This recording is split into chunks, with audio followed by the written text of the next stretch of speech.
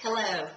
This is my response to President Obama's message yesterday to the public and to Congress. I am a Christian, a patriot, a wife, mother, and grandmother.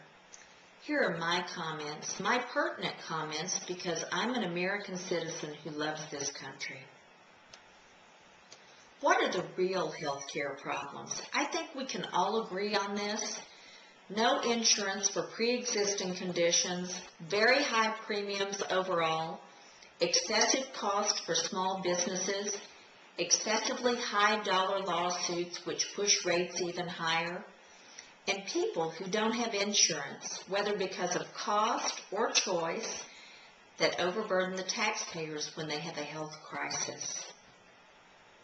I have a few issues with the President's speech.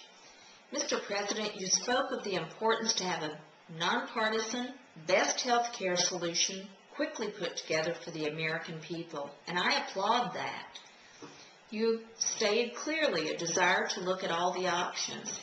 However, the contradiction is that you stated over and over throughout your speech that it will be a government-run program. This is not being open to all options. This is you making up your mind about what is in the best interest, and it's your opinion only. There are solutions other than government-run health care. Has anyone in the administration taken the time to look at the primary health care issues and how to address them without the creation of more bureaucracy? There are people in this country with ideas of how to resolve the issues, such as the CEO of Whole Foods. Look to the private companies for innovative ideas. It does not take an Ivy League degree to see where some of the underlying problems are. There are enormous lawsuits involving the insurance industry which directly impact the consumers. Fix it with tort reform. This has been proven to work in several states, particularly Texas. Study their models that have yielded positive, real results. There are huge numbers of illegal immigrants who have babies in our hospitals. Without insurance, the cost to the taxpayers are in the thousands of dollars every year. Fix it by enforcing the immigration laws.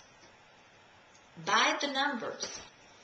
Social Security, health care, and the welfare systems have been overburdened by population numbers that are exploding, and part of that problem is due to the chain immigration law.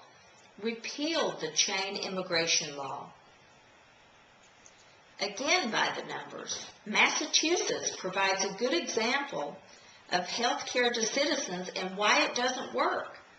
Tell the American people how this exercise has not worked, and those people are facing rationing health care. There was mention of how great Americans' history is, and it truly is. The example you mentioned that came to mind was the New Deal. Today, the existing elements of that great deal exist with the Social Security, the SEC, and Fannie Mae. The government has run them, and look what happened. In all instances, there have been episodes of corruption and mismanagement. Here is my proposal as an American citizen. All of you, Democrats, Republicans, and whoever else, take the time to talk about all the alternatives when talking about health care and before making a final proposal. Include some citizens of private enterprise who may have some good ideas. I understand there's a representative with great ideas that you, Mr. President, acknowledged during a town hall. You stated you would love to talk over his health care ideas with him in the future. He has tried repeatedly to get an appointment with you and just simply to talk with anyone in your administration about those ideas, and has had no response from you or your team. Post your proposal publicly for a minimum of 2 weeks so we, the people, can review it and respond accordingly.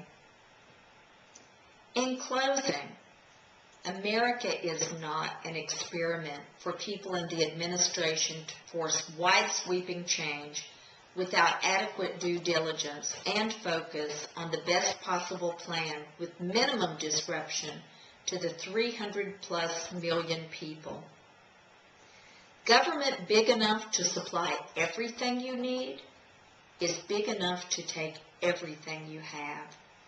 The course of history shows that as a government grows, liberty decreases. That's something to think about. God bless America, and thank you so much for listening.